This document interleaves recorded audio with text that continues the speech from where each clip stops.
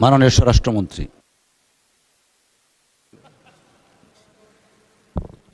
মাননীয় স্পিকার, আপনাকে ধন্যবাদ। তা আমাকে বেশি বলে সবাই সমালোচনা করি, তিনি এক কথায় সব রাজি হয়ে গেছেন, আলোচনা নির্ধারণ করেন, সময় নির্ধারণ করেন, হপস লপস রসুর বই বাইর করেন, সংবিধান, জুলাই জাতীয় সনদ এবং সংস্কার বাস্তবায়ন আদেশ সবকিছু দেন, তারপরে ডিবেট হবে, আলোচনা হবে, কি কি ভায়োলেট হয়েছে না হয়েছে হবে। কিন্তু আমি একটু বিধি মানা লোক, আমি একটু বিধি অনুসারে কথা বলি। মাননীয় স্পিকার, আমার পয়েন্ট অফ অর্ডার হচ্ছে, প্রথমে মাননীয় স্পিকারকে অনুরোধ করেছিলাম সেদিন, যেদিন মাননীয় বিরোধী দলীয় নেতা এই একই বিষয়টা উত্থাপন করেছিলেন, যে ওনাকে নোটিশ দিতে বলেন। এটা নোটিশের প্রয়োজন আছে, অত্যন্ত গুরুত্বপূর্ণ বিষয়, সেই বিষয়ে আপনি সংসদে আলোচনা করে ফয়সালা দিবেন। বিধান হচ্ছে জন গুরুত্বপূর্ণ বিষয়ে মুলতবি প্রস্তাব।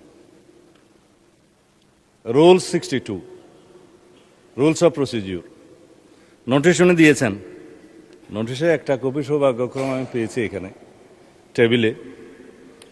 মুলতবি প্রস্তাবের বিষয় লিখছে সাম্প্রতিক ও জরুরি জনগুরুত্বপূর্ণ একটি সুনির্দিষ্ট বিষয় সম্পর্কে আলোচনা করার জন্য এই সংসদের কাজ এখন মুলতবি করা হোক। নোটিশ তো দিতে পারবেন আপনি জরুরি গুরুত্বপূর্ণ বিষয়ে, জরুরি জনগুরুত্বপূর্ণ বিষয়ে নোটিশ দিতে গেলে তো আপনাকে অন্য বিষয়ে যেতে হবে, আর বিধি 68-এ যেতে হবে। This is my point of order.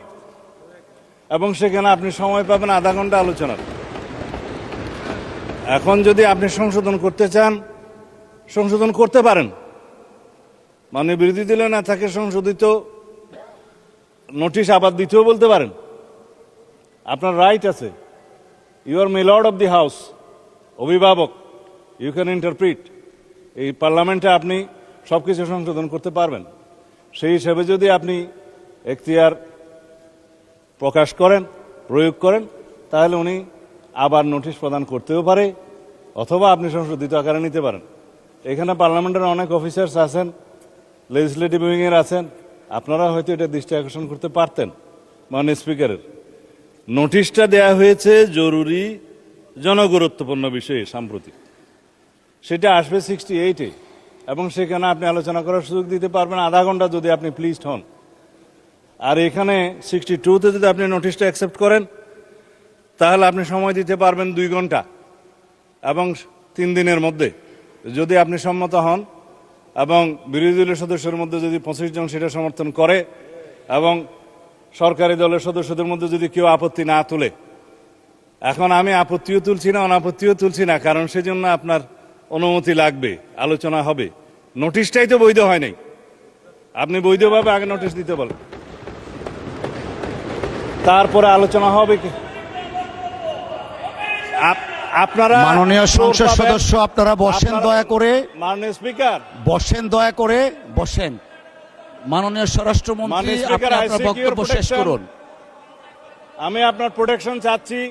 আপনি বিরোধী দলীয় সদস্যদেরকে ফ্লোর দিবেন, অসুবিধা নাই, কিন্তু লেট মি স্পিক। আমরা যেন আগের কালচারে ফেরত না যাই। আপনি যদি আমাকে সময় না দেন, তাহলে আমি বসে যাব, এটাই বিধি।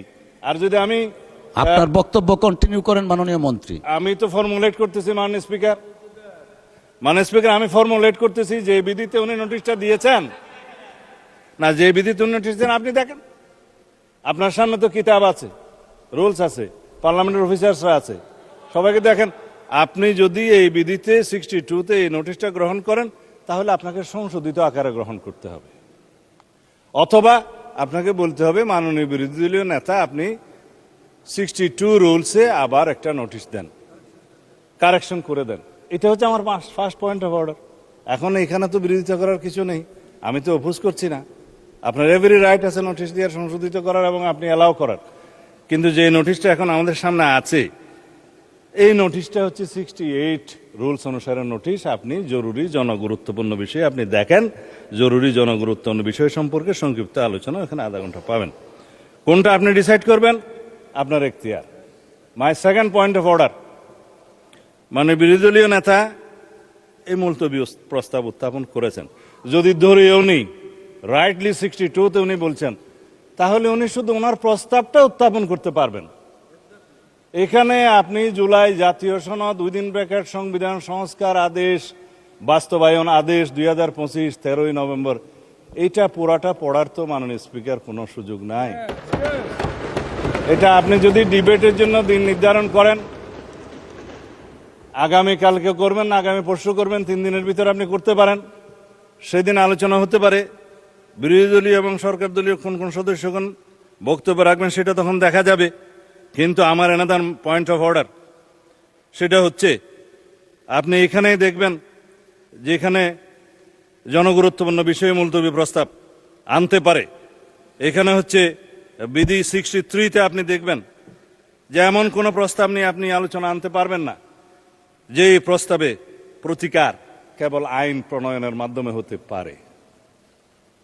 এখানে এটার প্রতিকার তো সংবিধান সংশোধন এবং আইন প্রণয়নের মাধ্যমেই হবে।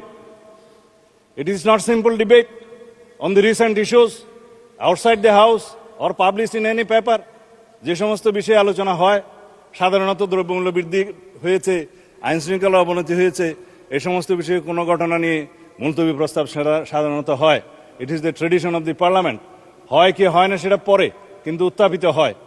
আমার জীবনে খুব কম দেখেছি আমি মুলতবি প্রস্তাব অ্যাকসেপ্ট হয়েছে বা উত্থাপিত হয়েছে বা আলোচিত হয়েছে বা বুটে গৃহীত হয়েছে।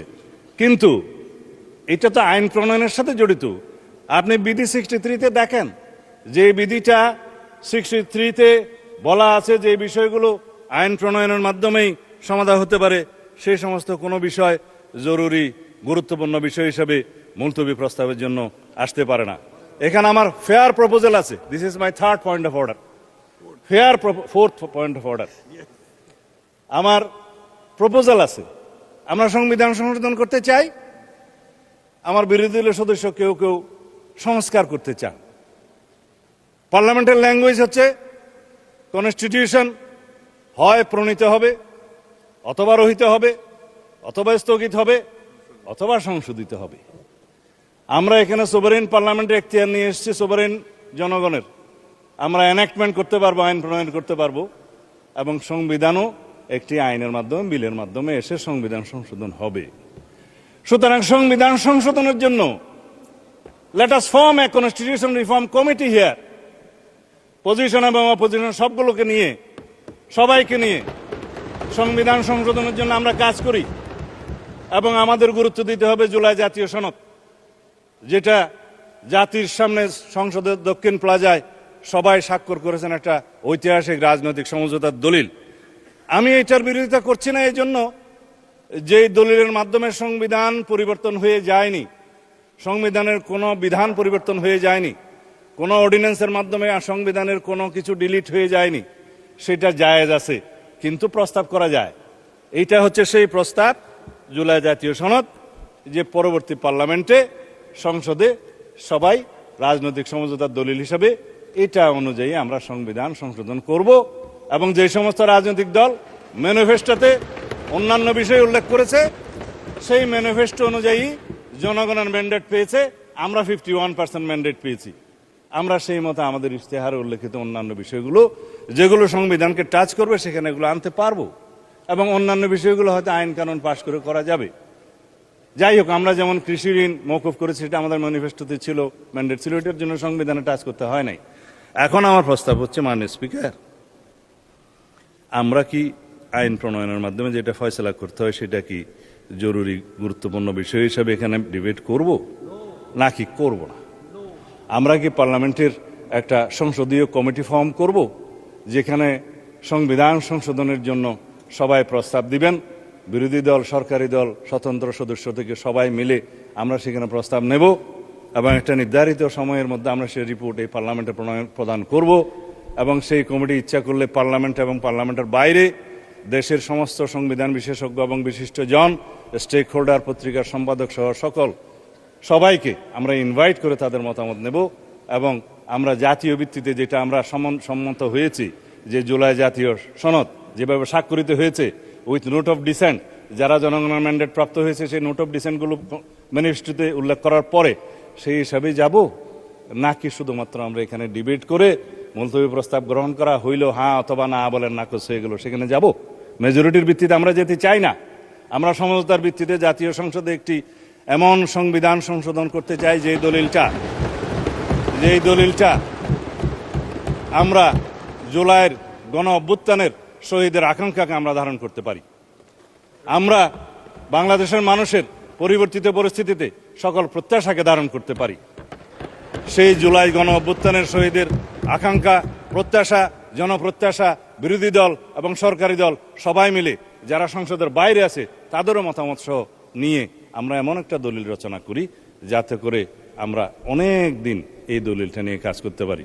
অনেক দিন বলার কারণ হচ্ছে সংবিধান মানুষের প্রয়োজনে, দেশের প্রয়োজনে, সমাজের প্রয়োজনে, চাহিদা অনুযায়ী সময়ে সময়ে অবশ্যই কিছু কিছু বিধান পরিবর্তন করতে হয়, সময়ের দাবি।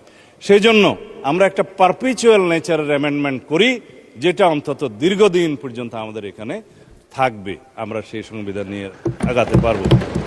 আপনি এখন ডিসাইড করতে পারেন মাননীয় speaker. You are my lord of the house. ধন্যবাদ।